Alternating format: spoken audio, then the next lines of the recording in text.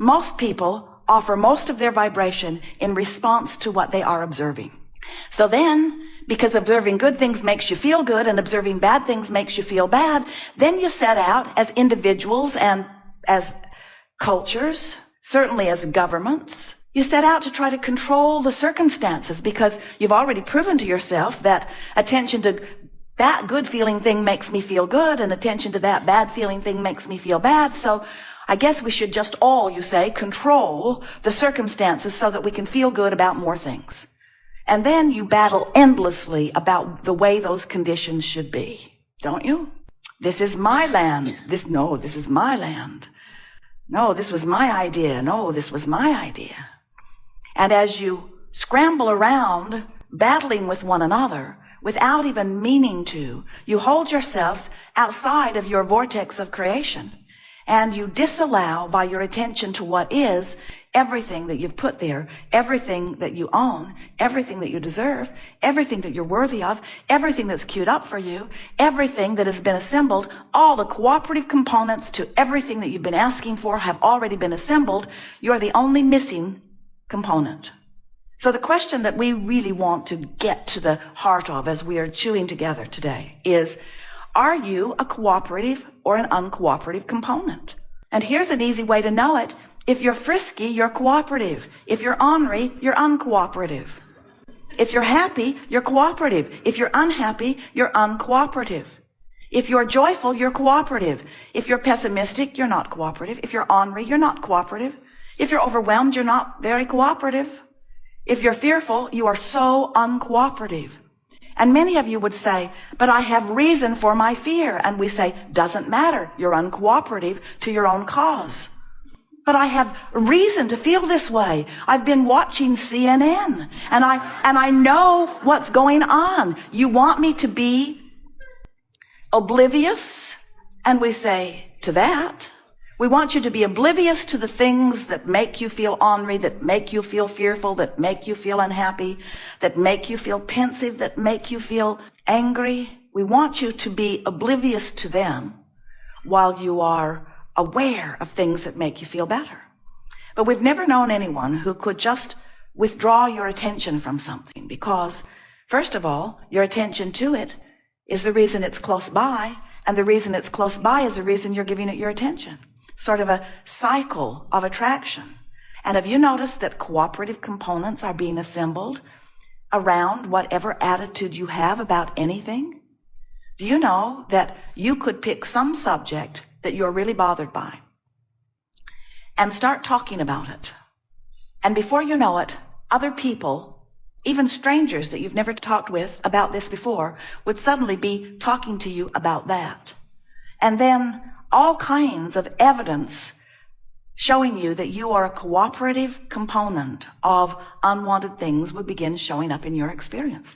This law of attraction is so consistent and will give you constant feedback about what's going on with you.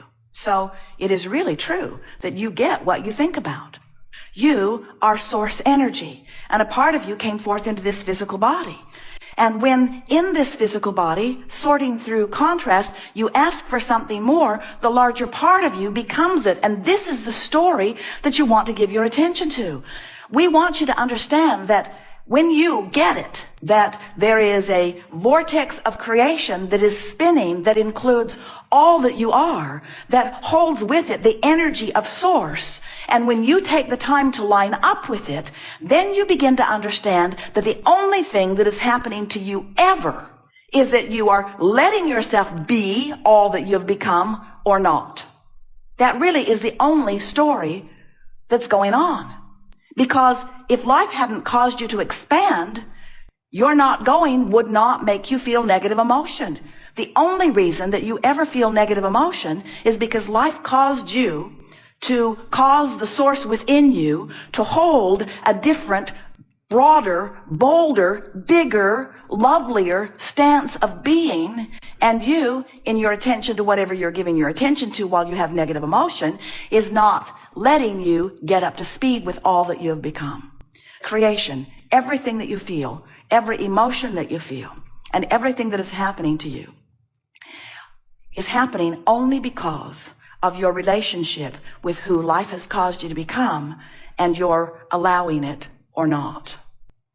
So rather than spending a lot of time talking about all of these points of attraction that could be going on, there are people who are sick with this disease and people who are sick with that disease and people who are having this trauma and this trauma, all kinds of things happening in the scope of human events. You look around, you see it all. But none of that is consequential. What is consequential is this vortex and your relationship to it. If your vortex is spinning as it is and you are holding yourself in fear or anger, you're so far from your vortex that there is a contradiction within you that has this really strong negative energy moving through you, and you don't feel good. When you get over into the vicinity of hope, closer to your vortex, you feel so much better because there's less resistance within you. And when you get into the vicinity of hope, your vortex will frequently take you in. And when you get in, oh, you're going to have a good ride. That's that feeling of elation. The best feeling in the world is moving into the vortex.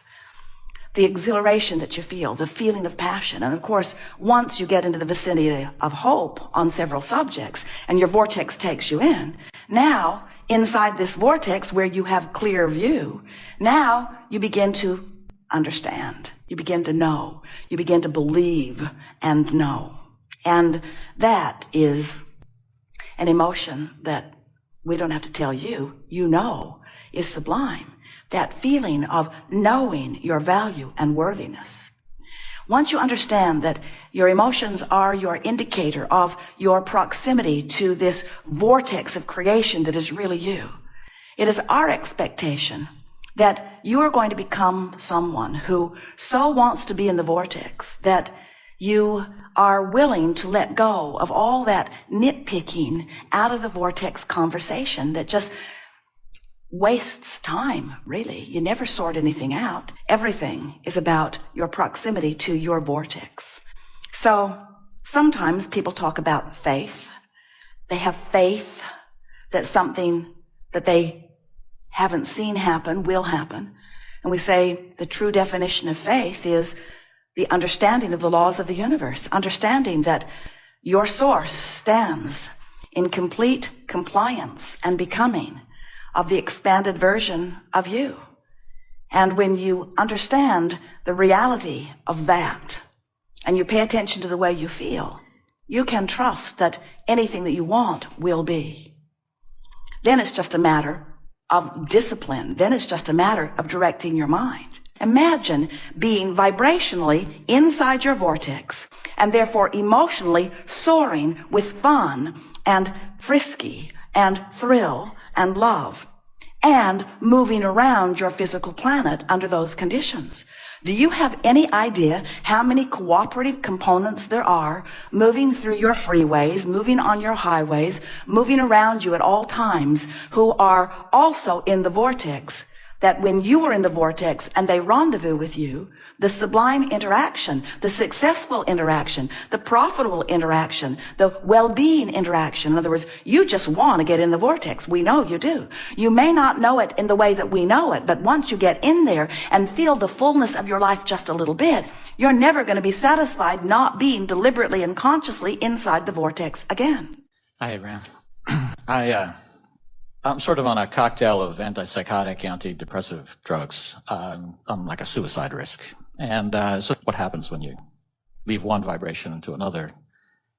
You know, if you leave the physical and you go into the vortex, what happens to where you were? Every thought that has ever been thought still exists. But the only thing that is pertinent to you in any point in time is the thought that's active within you and its relationship to the thought that who you really are is thinking. So, law of attraction is gathering all cooperative components.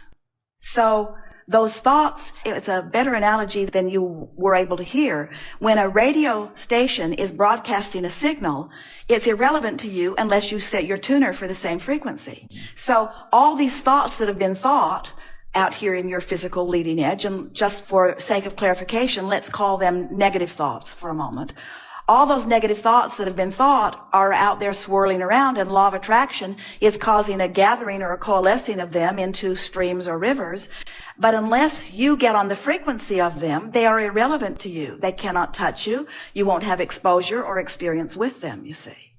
We said in the early part of the year, and Esther overheard it because she was editing the recordings from that series. We said the sequence of processes that we would apply if we were standing in your physical shoes and we're asking the question that you're asking is, we would go to our bed when we're ready to finish the day, and we would bring our world in, and we would focus upon something as simple as the feel of the fabric of the bedding that surrounded us and the feel of the pillow. We would focus upon the texture of the air. We would focus upon the things that are up close to us and only the things that are up close to us. And in that attitude of drawing inward with an intention to feel it and appreciate it, we would drift off to sleep. So Esther began doing that and began feeling the deliciousness of true, aligned sleep.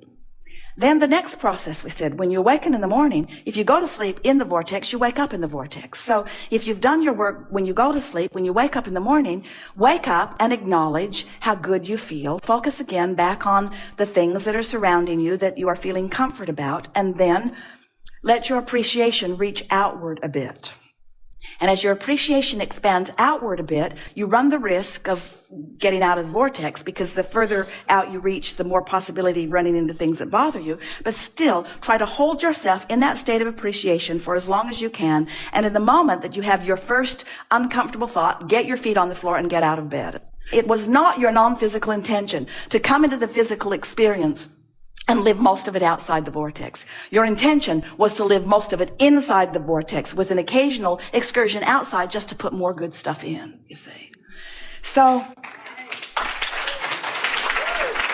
we want you in the vortex, we want you in the vortex, we want you in the vortex, we want you in the vortex. And we see no excuse for any of you, now that you know what you know, not to be in the vortex. In other words, there's no reason to not be in the vortex. We just want you to know that once you get in there and you stabilize in there and you find the feeling place of it and you remind yourself of who you really are and what it feels like to be in the vortex, we'll never have to have this conversation again. Esther heard the words, she heard the words, she heard the words, she heard the words, she heard the words. Yeah, blah, blah, blah, blah, blah, blah, blah, blah, blah. She's been listening to us for years. Have you seen how many ways we've stood on her head in order to explain to you? It's downstream, it's upstream, it's alignment, it's desire, it's belief, it's a vortex. In other words, there's no end to what we're willing to say to you in order to help you. But it isn't until you actually do the things and you actually feel the difference of being one day, almost all day in the vortex. We don't have to have any conversations with Esther ever again about the alignment of her being. She felt it, she's lived it, she wants it, she knows it's normal. Anything less than that is not acceptable. And now we want to say to you, that's what's been going on with you for a long time. The reason that it feels so dramatic to you is because you have at very deep levels of your being conscious awareness of what it feels like to be in the vortex, and being out of the vortex is just no longer acceptable. And that's the way we want it to be for all of you. You don't have to move away from anything or anyone to be in the vortex. You just have to understand that it is there. Do you? Do you believe the vortex is a reality that is there? Do you believe that it's accessible to you, by you? Do you understand that it's just a vibration away? Esther didn't get it either until recently, the momentum that could be built. She wants to get a toehold of something, just something, and then milk it and milk it and milk it and milk it and milk it until now she knows so unequivocally what it feels like to be in that vortex that nothing else is tolerable. We want to make this vibrational reality so real to you that you stop giving any conversation to not being in there. Sure, a lot of you aren't in there. So what? Get in. But Abraham, I'm not in for it. So what? Get in. But you don't understand. So what? Get in. Get in. Get in. Get in. Get in. No more excuses. Get in. Get in.